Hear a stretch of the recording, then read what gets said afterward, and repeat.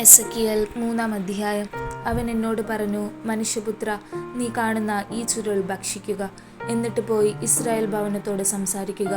ഞാൻ വായ് തുറന്നു, അവൻ ആ ചുരുൾ എനിക്ക് ഭക്ഷിക്കാൻ തന്നു.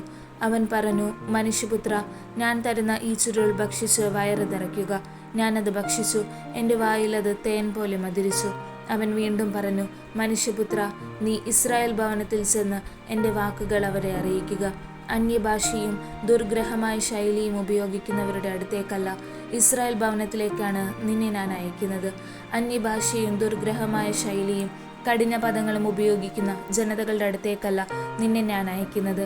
അങ്ങനെയുള്ളവരുടെ അടുത്തേക്കായിരുന്നെങ്കിൽ അവർ തീർച്ചയായും നിന്റെ വാക്ക് ശ്രവിക്കുമായിരുന്നു. എന്നാൽ ഇസ്രായേൽ ഭവനം നിന്റെ വാക്ക് കേൾക്കുകയില്ല. കാരണം എൻ്റെ വാക്ക് കേൾക്കാൻ അവർ തയ്യാറല്ല. എന്തെന്നാൽ ഇസ്രായേൽ ഭവനം മുഴുവൻ കടുത്ത നെറ്റിയും കഠിന ഹൃദയവും ഉള്ളവരാണ്. നിന്റെ മുഖം അവരുടെ മുഖങ്ങൾക്കെതിരെയും നിന്റെ നെറ്റി അവരുടെ നെറ്റികൾക്കെതിരെയും ഞാൻ കഠിനമാക്കിയിരിക്കുന്നു. തീക്കല്ലിനേക്കാൾ കടുപ്പമുള്ള വജ്രക്കല്ല് പോലെ നിന്റെ നെറ്റി ഞാൻ കടുപ്പമുള്ളതാക്കിയിരിക്കുന്നു. നീ അവരെ ഭയപ്പെടേണ്ട, അവരുടെ നോട്ടത്തിൽ പരിഭ്രമിക്കുകയും വേണ്ട. അവർ ധിക്കാരികളുടെ ഭവനമാണ്. അവൻ തുടർന്നു, മനുഷ്യപുത്ര, ഞാൻ നിന്നോട് പറയുന്ന വാക്കുകൾ ചെവി തുറന്നു കേൾക്കുകയും ഹൃദയത്തിൽ സൂക്ഷിക്കുകയും ചെയ്യുക. നീ പ്രവാസികളുടെ അടുത്തേക്ക്, നിന്റെ ജനത്തിൻ്റെ അടുത്തേക്ക് ചെന്ന് ദൈവമായ കർത്താവ് അരുളി ചെയ്യുന്നു എന്ന് പറയുക. അവർ കേൾക്കുകയോ കേൾക്കാതിരിക്കുകയോ ചെയ്യട്ടെ.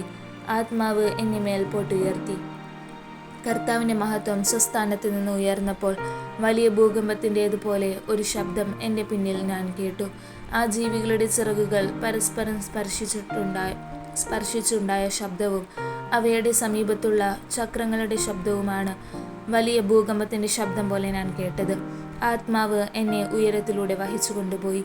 പര്യാകുലനും അമർഷം പൂണ്ടവനുമായിട്ടാണ് ഞാൻ പോയത്. എന്തെന്നാൽ ദൈവത്തിൻ്റെ കരം എൻ്റെ മേൽ ശക്തമായിരുന്നു. തെൽ അബീബിൽ കേബാർ നദീതീരത്ത് വസിച്ചിരുന്ന പ്രവാസികളുടെ അടുത്ത് ഞാൻ എത്തി. അവരുടെ ഇടയിൽ സ്തബ്ധനായി 7 ദിവസം ഞാൻ കഴിച്ചു. 7 ദിവസം കഴിഞ്ഞപ്പോൾ എനിക്ക് കർത്താവിൻ്റെ അരുളപ്പാടുണ്ടായി, മനുഷ്യപുത്ര, ഞാൻ നിന്നെ ഇസ്രായേൽ ഭവനത്തിൻ്റെ കാവൽക്കാരനാക്കിയിരിക്കുന്നു. എൻ്റെ അധരങ്ങളിൽ നിന്ന് വചനം കേൾക്കുമ്പോൾ നീ എൻ്റെ താക്കീത് അവരെ അറിയിക്കണം. തീർച്ചയായും നീ മരിക്കുമെന്ന് ദുഷ്ടനോട് ഞാൻ പറഞ്ഞിട്ടും നീ അവനെ ശാസിക്കാതിരുന്നാൽ, അവൻ്റെ ജീവൻ രക്ഷിക്കാൻ വേണ്ടി അവൻ്റെ ദുഷിച്ച വഴിയെപ്പറ്റി നീ താക്കീത് ചെയ്യാതിരുന്നാൽ, ആ ദുഷ്ടൻ അവൻ്റെ പാപത്തിൽ മരിക്കും. അവൻ്റെ രക്തത്തിന് ഞാൻ നിന്നെ ഉത്തരവാദിയാക്കും. നീ ദുഷ്ടനെ ശാസിച്ചിട്ടും അവൻ ദുഷ്ടതയിൽ നിന്നും ദുർമാർഗത്തിൽ നിന്നും പിന്മാറാതിരുന്നാൽ, അവൻ തൻ്റെ പാപത്തിൽ മരിക്കും. എന്നാൽ നീ നിന്റെ ജീവൻ രക്ഷിക്കും. നീതിമാൻ തൻ്റെ നീതി വെടിഞ്ഞ് തിന്മ പ്രവർത്തിച്ചാൽ അവൻ വീഴാൻ ഞാൻ ഇടയാക്കും. അവൻ മരിക്കും. നീ അവനെ ശാസിക്കാതിരുന്നതിനാൽ അവൻ തൻ്റെ പാപം നിമിത്തം മരിക്കും.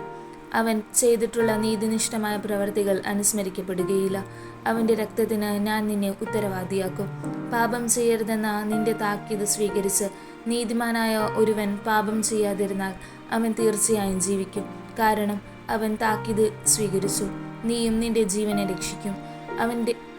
അവിടെ കർത്താവിൻ്റെ കരം എൻ്റെ മേലുണ്ടായിരുന്നു. അവിടുന്ന് എന്നോട് അരുളി ചെയ്തു, എഴുന്നേറ്റ് സമതലത്തിലേക്ക് പോവുക. അവിടെ വെച്ച് ഞാൻ നിന്നോട് സംസാരിക്കും. ഞാൻ എഴുന്നേറ്റ് സമതലത്തിലേക്ക് പോയി.